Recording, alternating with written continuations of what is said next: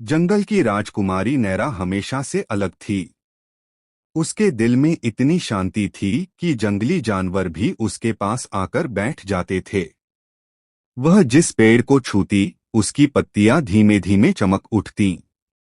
जहां वह हंसती, वहां फूल खिल जाते। कहा जाता था कि नैरा का जन्म उस रात हुआ था जब आसमान में सातों चंद्र एक साथ दिखाई दिए थे। जंगल के पुरातन ऋषियों के अनुसार ऐसा जन्म किसी विशेष उद्देश्य के लिए होता है। नैरा इसे कभी गंभीरता से नहीं लेती थी।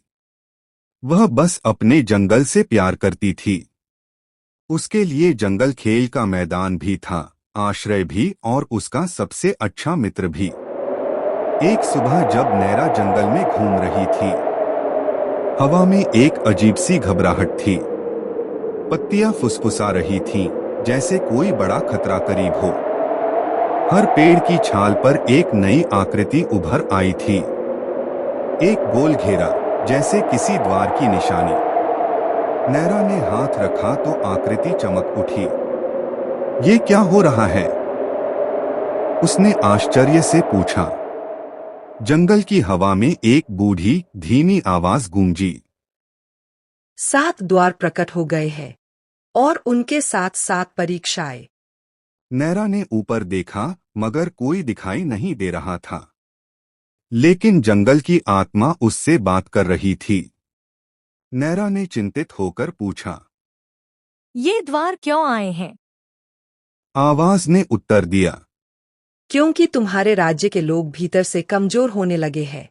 लोभ, गुस्सा, डर, आलस, ईर्ष्या, झूठ और अहंकार, ये 7 दोष जंगल के संतुलन को तोड़ रहे हैं। जंगल थोड़ा कांपने लगा। पेड़ों की जड़ें गहरी सांस ले रही थीं, जैसे उन्हें दर्द हो। जंगल की आत्मा बोली। किसी को इन दोषों का सामना करना होगा और उन्हें जीतना होगा। अगर नहीं, तो जंगल धीरे धीरे पत्थर बन जाएगा। अचानक पेड़ों के बीच से धुंध उठने लगी। धुंध के साथ साथ 7 अलग अलग स्थानों पर चमकीले दरवाजे बन गए। हर द्वार का रंग अलग था। लाल द्वार लोभ, नीला द्वार गुस्सा, काला द्वार डर, सफेद द्वार झूठ, पीला द्वार आलस, बैंगनी द्वार ईर्ष्या, स्वर्ण द्वार अहंकार। हर द्वार के सामने सूखे पत्ते हवा में ऐसे घूम रहे थे, जैसे कोई अदृश्य शक्ति उन्हें खींच रही हो। जंगल की आत्मा ने फिर कहा। नैरा, तुम्हारे सिवा कोई इन द्वारों में प्रवेश नहीं कर सकता। जो गया, लौटकर नहीं आया। नैरा की आंखों में भय की जगह दृढ़ता चमक उठी। अगर मेरे जंगल को मेरी जरूरत है, तो मैं जाऊंगी। वह आगे बढ़ी और 7 द्वारों के केंद्रीय स्थल पर पहुंची। जमीन पर एक गोलाकार निशान था, जिस पर प्राचीन भाषा में लिखा था, अपने भीतर की जीत ही सच्ची जीत है। नैरा ने गहरी सांस ली। मैं तैयार हूं। जंगल ने जैसे उसके निर्णय पर मुस्कुराया हो। हवा हल्की हो गई, आसमान साफ। लाल द्वार अचानक तीव्र प्रकाश से चमक उठा, जैसे किसी ने उसे पुकारा हो। द्वार पर एक वाक्य उभरा। जो चाहता है उससे ज्यादा पाएगा, पर खोएगा भी उतना ही। नैरा ने धीरे से द्वार को छुआ। द्वार पिघलकर धुएं में बदल गया और वह अंदर चली गई। अंदर का दृश्य बेहद सुंदर था। जमीन पर सोने की रेत, पेड़ों पर सोने के फल, नदियों में सोना बह रहा था। हर जगह चमक ही चमक। हर चीज इतनी सुंदर कि कोई भी खुद को रोक न पाए। नैरा हैरान थी, लेकिन जल्द ही आवाज आई। जो चाहे ले लो राजकुमारी, यह सब तुम्हारा है। एक सोने का झरना उसके सामने बहने लगा। उसमें चमकते गहने, मुकुट, खजाने बह रहे थे, जैसे हर राजाओं का सपना हो।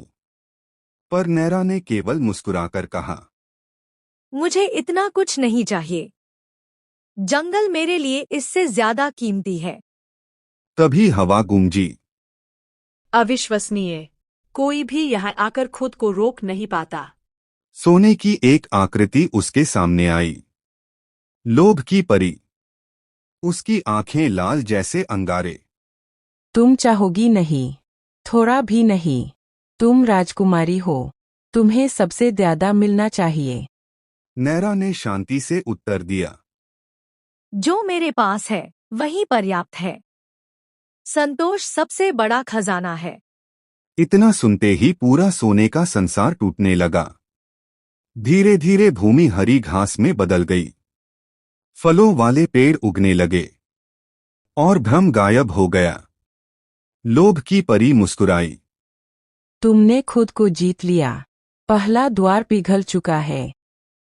और नैरा वापस जंगल के केंद्र में पहुंची। अब 6 द्वार बाकी थे। जंगल थोड़ा हल्का हो गया था, लेकिन असली चुनौतियां अभी बाकी थीं। नैरा पहले द्वार की परीक्षा पास कर चुकी थी, पर असली सफर अभी शुरू हुआ था। पहले द्वार के पिघलते ही जंगल ने लंबी सांस ली थी, जैसे कोई पुराना घाव भरने लगा हो। लेकिन दूर, बहुत दूर, एक नई लाल रोशनी उठती दिखी। वही था दूसरा द्वार। यह द्वार किसी शांत रंग का नहीं था। यह जलते हुए अंगारों की तरह चमक रहा था, जैसे कोई कह रहा हो, मेरे अंदर आओ, अगर हिम्मत है तो। नैरा धीरे धीरे उस ओर बढ़ी। उसके कदमों के साथ जंगल में सूखी पत्तियां जलकर काली हो रही थीं। हवा भारी थी, गर्म, जैसे किसी ने सूरज को बहुत पास लाकर खड़ा कर दिया हो। जैसे ही उसने द्वार पार किया, उसके सामने एक विशाल मैदान खुल गया। पूरा मैदान लाल लाल जलती आग, दहाड़ते अंगारे और धुएं के बादलों से भरा था। हवा इतनी गर्म थी कि पेड़ों की छालें तक पिघलने लगी थीं। अचानक उसके सामने एक आकृति उभरी, लंबी, विशाल, पूरी तरह आग से बनी। आंखें अंगारों की तरह चमकती हुई। वह बोली, मैं हूँ गुस्से की देवी। यहाँ हर पल तेज आग बनता है। यहाँ जिसने भी कदम रखा, वो अपनी ही आग में जल गया। नैरा ने शांत स्वर में कहा। मैं लड़ने नहीं आई, समझने आई हूँ। देवी हंसी, एक ऐसी हंसी जिससे आग की लपटें ऊंची उठ गईं। समय, गुस्सा सिर्फ तोड़ता है, समझता नहीं। देवी ने अपना हाथ उठाया। तुरंत सैकड़ों लपटें नैरा की ओर बढ़ी। नैरा भागना चाहती थी, पर उसने खुद को रोका। वह खड़ी रही। लपटें उसके पास पहुंचकर ठहर गईं। उसे छू भी नहीं सकीं। देवी क्रोधित हुई। उसने आग का तूफान बुलाया। हवा लाल हो गई, जमीन पिघलने लगी। चारों ओर घूमती लपटें गर्जना करते हुए नैरा की तरफ आईं। नैरा ने आंखें बंद कीं और अपने दिल पर हाथ रखा। वह बोली, गुस्से को शांत करने के लिए डर नहीं चाहिए, बस शांति चाहिए। उसने धीरे धीरे सांस अंदर ली और बाहर छोड़ी। आश्चर्यजनक रूप से तूफान की गति धीमी हो गई। लपटें अब फूलों की पंखुड़ियों की तरह गिर रही थीं। नैरा ने फिर कहा, गुस्सा हमेशा गलत नहीं होता, लेकिन अगर उसे रास्ता न दिया जाए तो वो सब कुछ जला देता है। देवी की लपटें कांपी। देवी अब शांत हो रही थी। वह धीरे धीरे छोटी होने लगी। उसका चेहरा मानवीय होने लगा, दुख से भरा हुआ। उसने कहा, मैं गुस्सा इसलिए बनी क्योंकि किसी ने मुझे सुना नहीं। मैं टूटे हुए जंगल का दर्द थी, कोई मुझे समझने नहीं आया। नैरा पास गई और बोली, तुम्हें बुझाया नहीं, बस सुना जा सकता था। जैसे ही उसने देवी का हाथ पकड़ा, पूरी आग ठंडी रोशनी में बदल गई और मैदान में पहली बार हरियाली उभर आई। दूसरा द्वार धीरे धीरे पानी की तरह पिघलने लगा। आग अब रोशनी बन चुकी थी। देवी बोली, तुमने गुस्से को हराया नहीं, उसे समझा। यही सच्ची जीत है। आगे बढ़ी। अगला रास्ता अंधकार में जा रहा था। वहां दूर नीली धुंध में तीसरा द्वार चमक रहा था, जहां नैरा को अपने सबसे गहरे डर से सामना करना होगा। और यह चुनौती अब तक की सबसे कठिन होगी। दूसरे द्वार के पिघलते ही हवा ठंडी हो गई, इतनी ठंडी कि नैरा को अपनी सांसें दिखाई देने लगीं। चारों ओर धुंध छा गई थी, गहरी चुप भारी धुंध, जैसे किसी ने जंगल की धड़कन को धीमा कर दिया हो। दूर, बहुत दूर, एक नीली भूतिया रोशनी हिलती हुई दिखी। वही था तीसरा द्वार। यह द्वार बाकी दोनों से बिल्कुल अलग था। न इसमें रंग था, न चमक, न आग। बस खामोशी, एक ऐसी खामोशी जिसमें कोई पुराने रोने की आवाजें छिपी हों। नैरा धीरे धीरे आगे बढ़ी, और जैसे ही उसने द्वार छुआ, पूरी दुनिया अंधेरे में डूब गई। अचानक एक विशाल मैदान उसके सामने खुला, लेकिन वहां कुछ नहीं था। न पेड़, न आसमान, न जमीन के रंग, सब कुछ काले अंधेरे का समुंदर था। और इस कालेपन के भीतर से फुसफुसाहटें उठने लगी। नैरा, तुम अकेली हो, तुम यहां से कभी नहीं निकल पाओगी, तुम मजबूत नहीं हो। फुसफुसाहटें एक जैसी नहीं थीं। हर आवाज नैरा की अपनी ही आवाज की तरह थी। यह था डर का द्वार, जहां आदमी अपने ही मन से हार जाता है। नैरा ने कांपती आवाज में कहा, कौन है वहां? मैं हूं तुम्हारा डर। तुम जो भी छिपाती हो, जो भी महसूस नहीं करना चाहती, मैं वही हूं। नैरा पीछे हटना चाहती थी, पर हर कदम पर उसका पैर किसी अदृश्य दलदल में धंसता जा रहा था। परछाई करीब आई। तुम अपनी माँ को नहीं बचा पाई। तुम राज्य की सबसे कमजोर राजकुमारी हो। तुम असफल हो जाओगी। नैरा की आंखों में आंसू आ गए। छाती भारी होने लगी थी, सांसें तेज हो रही थीं। वह पहली बार टूटने लगी थी। अचानक उसके सामने उसकी माँ की हल्की सी छवि उभरी, मंद, धुंधली, अधूरी। माँ बोली, नैरा, तुम अकेली हो अब।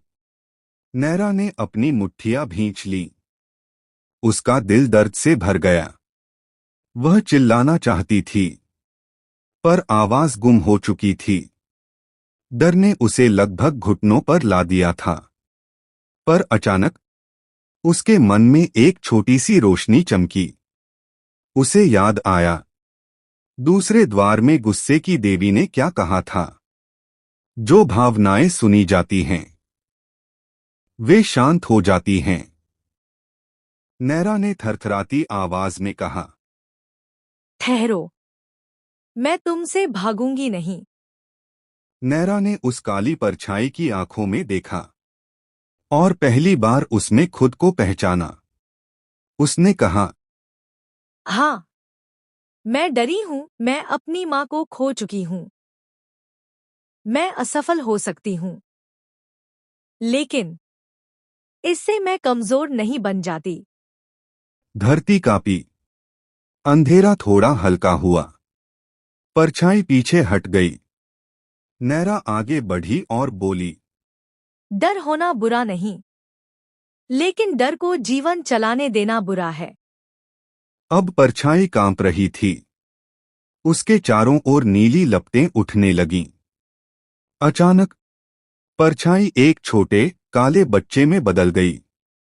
डरा हुआ, कांपता हुआ बच्चे ने कहा, मैं तो बस छिपा हुआ दुख था। नैरा ने उसे गले लगा लिया। जैसे ही उसने ऐसा किया, सारी नीली धुंध एक तेज रोशनी में बदल गई। मैदान में पहली बार चांदी सी घास उगाई। तीसरा द्वार पिघलने लगा। रोशनी उसकी ओर बढ़ी और एक आवाज गूंजी, तुमने खुद को स्वीकार किया। यही सच्ची बहादुरी है। अब सामने से हल्की सुनहरी चमक उठी। चौथा द्वार चमकने लगा था। वहां लिखा था, झूठ का मंदिर। नैरा ने गहरी सांस ली और आगे बढ़ गई। तीसरे द्वार के खत्म होते ही जंगल में हल्की सुनहरी रोशनी फैलने लगी, मानो हवा थोड़ी हल्की हो गई हो, थोड़ी साफ, थोड़ी सच्ची। लेकिन रास्ता अब भी आसान नहीं था, क्योंकि सामने जो चमक रहा था वह था चौथा द्वार।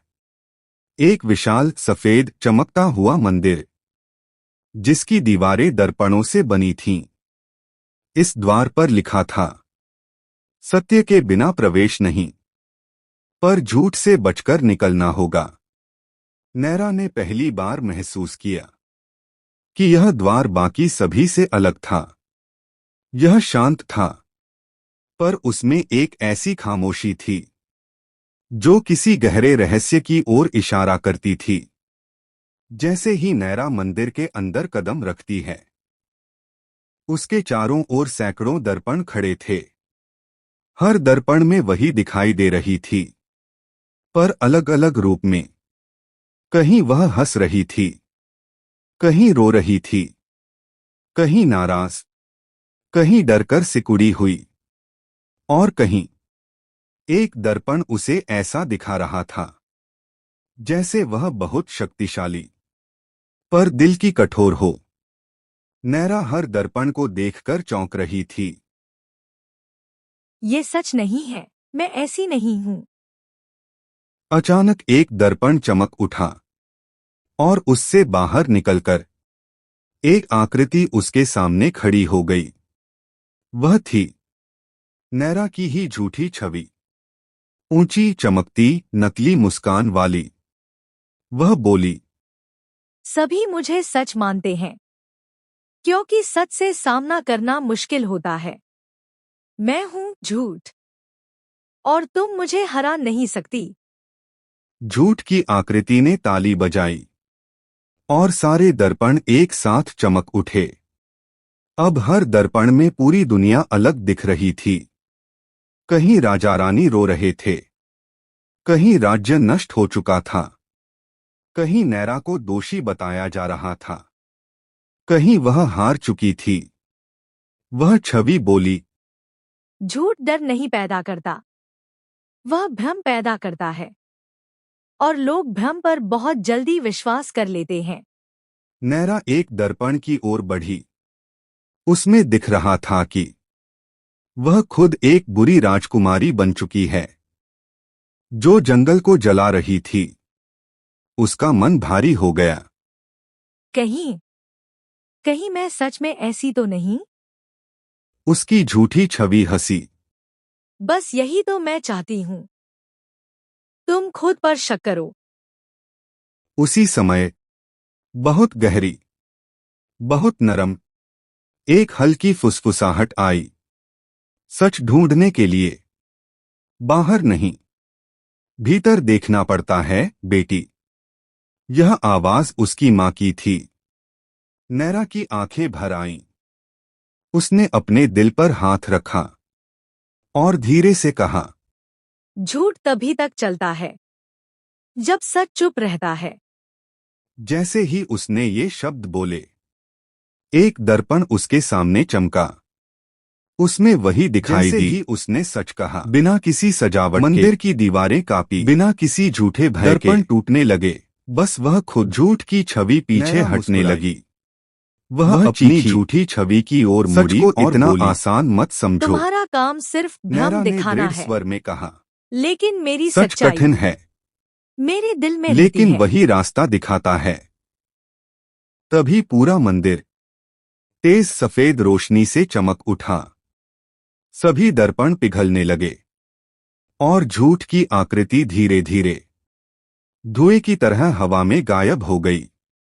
अब उसके सामने स्थित बड़े दर्पण के बीच एक सुनहरा रास्ता उभरा। मंदिर की दीवारों ने कहा, तुमने झूठ को नष्ट नहीं किया, तुमने बस सच को चुन लिया। यही जीत है। रास्ता मंदिर से बाहर निकल गया। जैसे ही वह बाहर आई, जंगल ने राहत की सांस ली।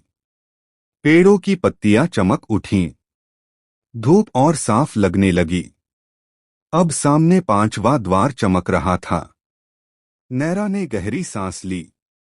उसका सफर अब और भी चुनौतीपूर्ण होने जा रहा था। चौथे द्वार के समाप्त होने के बाद नैरा ने पहली बार महसूस किया कि उसका शरीर थकने लगा है। मन भारी, कंधे बोझिल और पैरों में अजीब सी सुस्ती भर गई थी। सामने धुंध का एक विशाल बादल घूम रहा था, हल्का ग्रे पर भीतर से गहरा और भारी। यही था 5वां द्वार। इस पर लिखा था, जो काम आज हो सकता है उसे कल पर टालने वाले यहीं खो जाते हैं। नैरा ने चलते हुए सोचा,